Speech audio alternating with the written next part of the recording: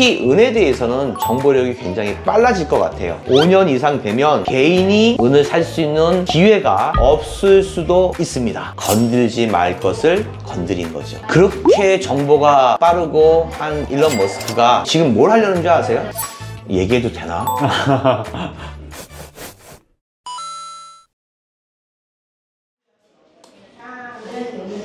사장님, 저희 긴급으로 영상을 찍게 됐습니다. 긴급이죠. 지금 실버바 값이 며칠 사이 굉장히 폭등했는데 거기에 대해서 설명 부탁드립니다. 지금 영상을 찍는 거는 그 전에 제가 영상을 좀 찍었던 게 있거든요. 순서대로 나가야 되는데 갑자기 이틀 안으로 은값이 갑자기 폭등을 해버린 거예요. 왜 이렇게 은값이 갑자기 폭등을 했을까 해서 제가 긴급으로 영상을 찍자고 했습니다. 그래서 거기에 대해서 한번 설명을 해드리려고 하는데요. 우선 제가 누누이 말씀드렸잖아요. 이런 이유 때문에 은값이 오를 것이다. 은에 관심을 가져주세요 라고 계속해서 영상으로 말씀을 드렸습니다. 근데 어떤 분들은 금에 대해서만 얘기해 주세요. 은에는 별로 관심이 없습니다 라고 하시는 분들도 있고, 아유 그거 맨날 그렇게 했다가 떨어지고 하니까 부피도 많고 해서 저는 은에 관심이 없습니다 라는 사람도 많았거든요. 그런데 은의 진가, 은의 본 모습, 이것이 나타나기 시작했습니다. 물론 또 떨어질 수도 있어요. 하지만 그 떨어지는 폭은 적을 것이고요. 올라가는 폭은 계속해서 높아질 겁니다. 그렇게 해서 계속해서 올라갈 거고요. 금과 은이 다른 점 중에 하나가 뭐냐면은, 금은 천천히 오르고 또 천천히 내리고 많이 올랐다가 또 조금 내렸다가 또 천천히 오르고.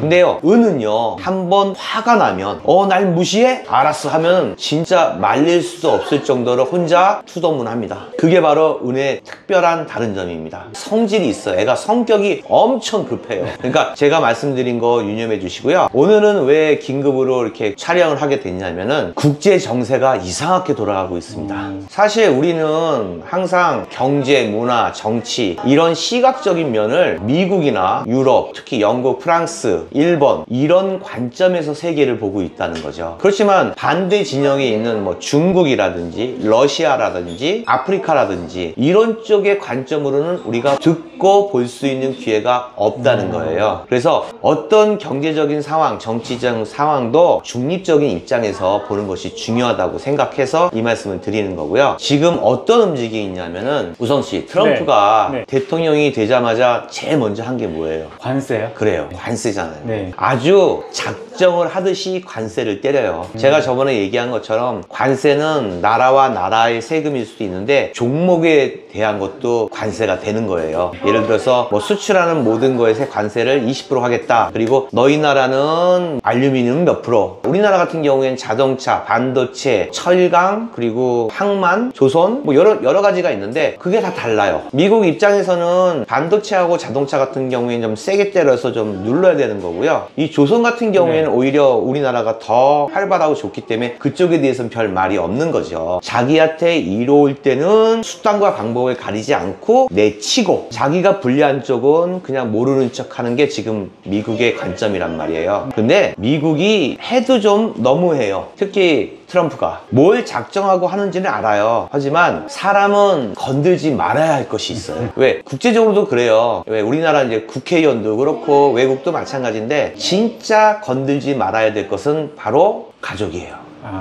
그런데 미국 대통령 트럼프는요, 말을 막 해요. 그래서 어떤 상대국이나 어떤 사람한테 자기한테 조금 뭐 불친절하다, 아니면 좀 무례하다. 무례하다는 표현이 뭘까요? 무례하다. 정말 이건 주관적인 표현이에요. 무례하다는 걸. 나한테 무례하다는 거예요. 우리 국가에 무례하다는 거. 그건 자기가 생각하기 나름이거든요. 그 누구죠? 우크라이나 대통령 젤렌스키가 양복을 입지 않았다고 해서 완전히 말을 막 했잖아요. 근데 저는 그렇게 생각해요. 지금 전쟁 중인데 정장을 입고 오는 것보다 전투복을 입는 게 맞다고 생각하거든요. 예의는 의회나 미국 대통령, 궁에 대한 예의지 자기에 대한 예의는 아니죠. 난 지금 전쟁에서 온 사람인데 그거는 예우해줘야 된다고 생각하는데, 물론 그것 때문에 그런 건 아닐 거예요. 기선을 잡기 위해서 그런 건데, 제일 처음에 관세 정책을 했을 때 제일 먼저 친 나라가 바로 멕시코하고 캐나다였어요. 캐나다는 같은 백인적인 어떤 관계도 있고, 그리고 약간 우호적인 관계도 있음에도 불구하고 그렇게 했고, 멕시코 같은 경우에는 참 달라요. 진짜 트럼프가 무례하게 멕시코 대통령한테 한 얘기는 얘는 무슨 뜻일까요? 멕시코 국민학이 한 얘기예요.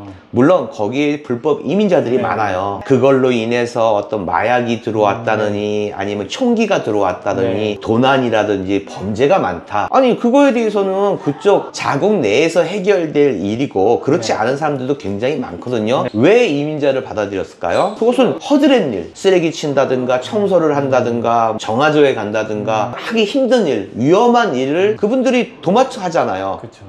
자기네들도 필요해서 그렇게 된 거 아닌가요? 맞아요. 그죠? 그런데 자극을 한 거죠. 네. 어느 정도에 대해서 협상을 하면서 협상의 위에 있는 건 괜찮아요. 우리나라는 힘이 있다, 자원이 있다, 너희 나라를 지켜주기가 좀 그래 라는 어떤 그런 밀고 당기는 이런 일에 대해서 얘기하는 건 저는 뭐라고 얘기 안 하는데, 그런 무례한 얘기, 자존심 깎이는 얘기, 이런 말을 해서는 안 되죠. 그런 말들이 어떤 일을 야기시키냐면은 바로 역효과가 나요. 정말 저는 앞으로 트럼프가 어떻게 말을 하고 어떻게 행동하는 것은 그 사람 마음이죠. 뭐 그 사람이 잘하고 있다는 뭐 미국 내 국민들도 꽤 많고요. 지지자들도 많고. 하지만 과연 이런 행보가 결과가 이루어질 것이냐, 말로써 상대방을 자존심을 건드리는 것은 다시 돌아올 겁니다. 네. 은 얘기하다가 왜 이런 얘기를 하냐고요? 네. 바로 이것 때문이에요. 건들지 말 것을 건드린 거죠.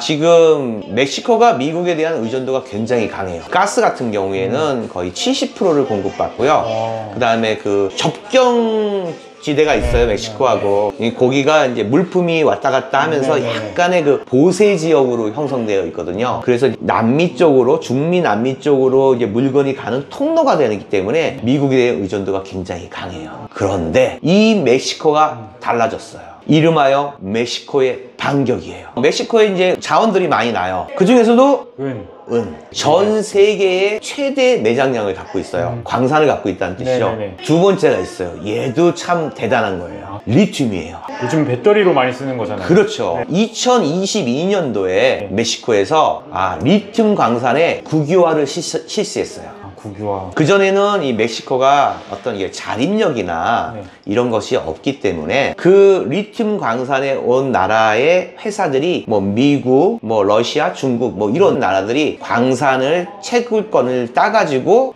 리튬을 생산해내고 막 그랬죠. 네네. 그런데 갑자기 멕시코에서 이제부터는 나라에서 관리하겠다.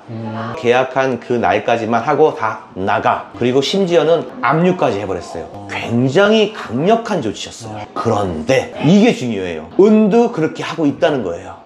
은 광산을 나라에서 관리하겠다고 하는 겁니다. 이거는 그냥 그렇더라, 그럴 것이다 라고 하는 개념이 아니에요. 지금 거의 굳혀졌고요. 그런 과정들이 나타나기 시작했어요.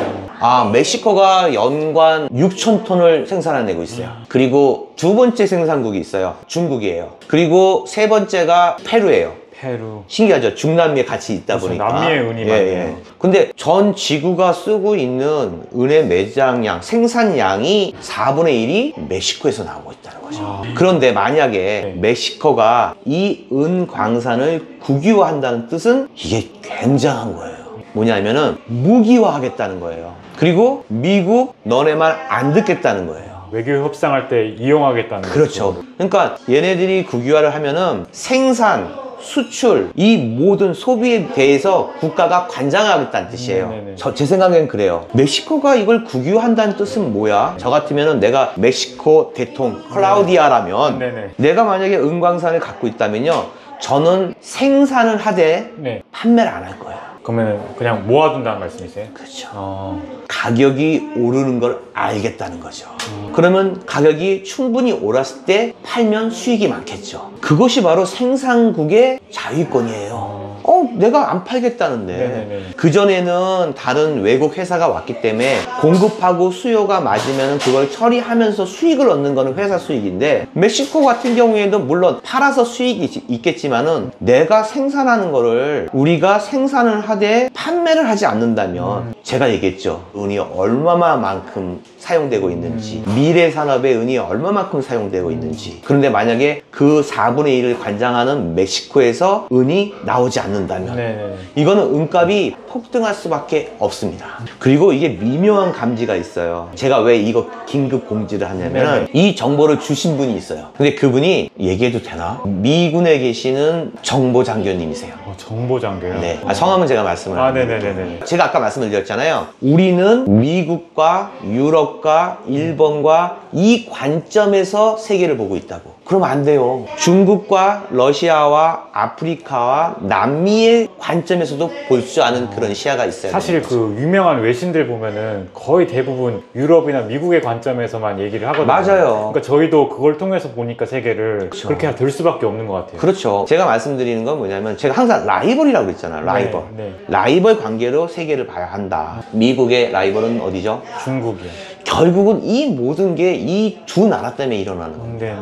그러니까 우리는 뭐예요? 제가 왜 미국 대통령에 대해서 얘기하고 뭐 트럼프가 어떻다, 일론 머스크가 어떻다. 지금은 멕시코 대통령까지 얘기하고 있잖아요. 네네네. 왜 그래요? 왜 제가 이런 얘기를 해야 되죠? 그게 은값을 영향을 주고 있으니까. 그렇죠. 네. 우리는 지금 금과 은에 대해서 방송을 하고 있잖아요. 네네. 이런 모든 것이 이런 세계 정세와 정치 상황을 고려하지 않고서는 안 된다는 거예요. 시야를 이렇게 보지 마시고 이렇게 보고 거기서 내가 나한테 맞는 거를 이렇게 주워 먹으면 되는 거예요. 제가 얘기하는 것도 전적으로 제 얘기가 맞다고 얘기하는 거 아니에요. 여러분들이 보시는 어떤 정보 속에 100가지 중에 제가 하나예요. 하지만 좀 빠른 정보, 정확한 정보를 알려드리기 위해서 저는 애쓴다는 거죠. 그래서 앞으로는 제가 특히 은에 대해서는 정보력이 굉장히 빨라질 것 같아요. 왜? 정보원이 있으니까. 예, 제가 심어놓은 정보원이 있으니까 네네네. 아마 좀 빨라질 겁니다. 자, 여기서 국제 정세가 어떻게 바뀌냐면 미국이 네.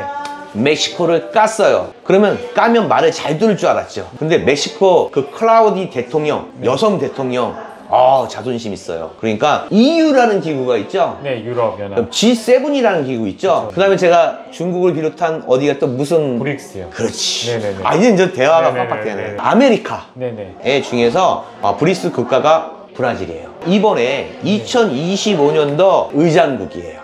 근데 거기서 같은 대륙에 있는 나라들을 초청하게 돼요. 거기에 멕시코가 들어가요. 멕시코, 우루과이 뭐 이런 쪽 나라들을 네네. 초청을 해요. 그래서 우리가 이렇게 브리스 국가에 초청을 하는데 너희들도 한번 와봐라. 네네. 그런데 이 브라질보다 더 적극적인 나라들이 있어요. 혹시 중국일까요? 맞아요. 중국과 러시아예요. 왜 그러겠어요? 미국에 대적하려고 이용하려는 거죠. 그렇죠. 야, 멕시코. 야, 니네 옛날에 저기 미국 땅이 네. 니네 땅이었잖아. 야, 니네 땅 그것도 뺏겨오고 그랬는데 니네 멕시코 사람 착하잖아. 네. 그런데 저 미국 애들한테 가갖고 네가 허드렛 일 다 하고 그렇게까지 봉사해줬는데 뭐? 마약을 갖고 와? 총기를 갖고 와? 야, 그게 말이 되냐? 가뜩이나 지금 멕시코가 별로 기분이 안 좋은 상태에서 네. 어떻게 얘기했어요? 브리스 국가로 들어와. 이거 굉장한 일이에요. 그리고 러시아에서 그랬어요. 니네 지금 미국한테 70% 천연 가스 제공받고 있지? 그거 우리가 해줄게. 우리가 너네 해주면 되잖아. 멕시코 입장에서는 어때요? 혹한 거죠. 근데 미국 입장에서 바로 밑에 있는 국가가 브리스 국가로 가입을 하면은 미국의 입장에서는 엄청난 스트레스죠. 적국 연합이 바로 밑에 있는 거니까. 그렇죠. 네. 정세가 지금 이렇게 돌아가고 있다고요. 네네. 제 생각에 그래요. 지금이 은값이 갑자기 폭등하고 올라갔다는 뜻은 뭐냐면은 수급 불균형이에요. 그러니까 지금 쓰고자 하는 것은 많을 것이고 공급이 안 된다는 뜻입니다. 네네. 멕시코 같은 나라에서 지금 국유화를 추진하고 있다는 거죠. 확정은 되지 않았어요. 그런데 그 밑에 또 누가 있죠? 페루가 있어요. 페루도 상황을 보니까 멕시코가 지금 국유화를 하네. 리튬 강산도 국유화 했는데 이번에 은광산도 국유화한대. 그랬더니 되네? 뭐 이런 미국이나 중국이나 이런 회사들 왔다가 강력하게 대통령이 얘기하니까 계약 날짜 끝나고 가는 데도 있고 뭐 압류당해서 바로 쫓겨나는 나라도 있네. 정말로 페루까지 국유화가 된다면 은 공급 장담할 수 없어요. 미국 정부에서는 금값이 오르는 걸 별로 좋아하지 않아요. 왜냐면은 달러가 위협하니까. 그러니까 또 금값이 오르면은 지금 브리스 국가는 금본위를 통해서 브리스 통화를 만들고 있단 말이에요. 네네. 미국의 입장에서는 별로 반가운 일이 아니죠. 그리고 옛날에 미국이 러시아 우크라이나 전쟁 때 러시아에 있는 달러를 압류시키는 바람에 그때부터 금값이 오르기 시작한 거잖아요. 네.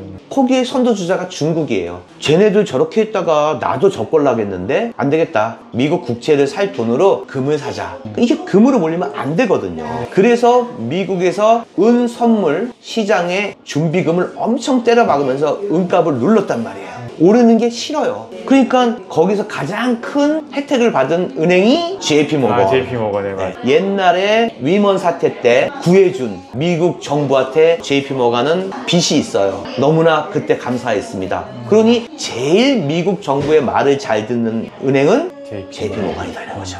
그런데 나라에서는 JP모건이 말을 잘 들으니까 얘네들 은을 싸게 사주기 위해서 굉장히 노력했다는 거죠. 여기서는 내피셜인데요. 그럼으로 인해서 미국 정부에 있는 모든 무기들, 우주 항공에 대한 모든 무기들의 은이 엄청나게 들어가고 있으니까 JP모건 보고 내가 너를 이렇게 도와줬으니까 너희들이 은을 국방부에 좀 싸게끔 공급해줘라. 이게 시나리오가 나온다니까요. 그런데 만약 멕시코에서 트럼프 네가 뭐가 그렇게 잘났어? 우리가 그렇게 우습게 보여? 해서 은을 국유화를 시작한다면, 그리고 이 멕시코가 브리스 국가에 가입을 한다면 이거 엄청난 겁니다. 거기에 전염이 돼서 페루까지 은 광산을 나라에서 관리한다면 공급이 제대로 되지 않는 거예요. 그러면 가장 먼저 움직이는 데가 어디예요? 기업이에요. 모든 제품, 생산해내는 모든 제품, 우리가 얘기한 반도체, 브라운관, 의료시설, 네. 그 다음에 국방부, 그 다음에 전기자동차, 이런 데서 은을 확보해야 될 거 아니에요. 급해지죠.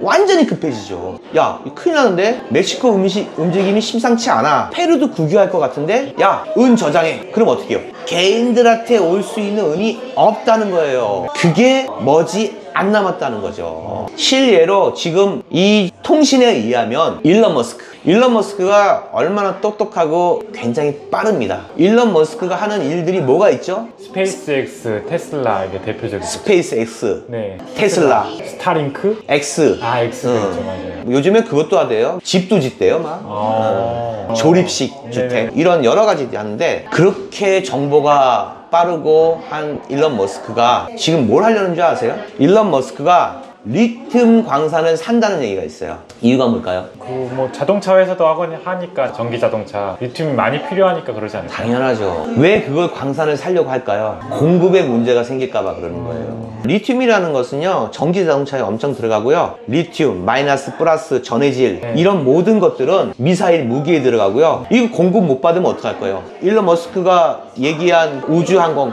전기 자동차 어떻게 해요? 하이퍼루프 어떻게 해요? 이거 못해요. 또 하나가 뭐예요? 은이에요, 은. 그래서 일론 머스크가 지금 리튬 광산 먼저 자기가 개인 소유로 사고, 또 하나 지금 추진하고 있는 것이 은 광산이라는 거죠. 지금 세계의 움직임은 이렇다라고 알고 계시는 게 좋습니다.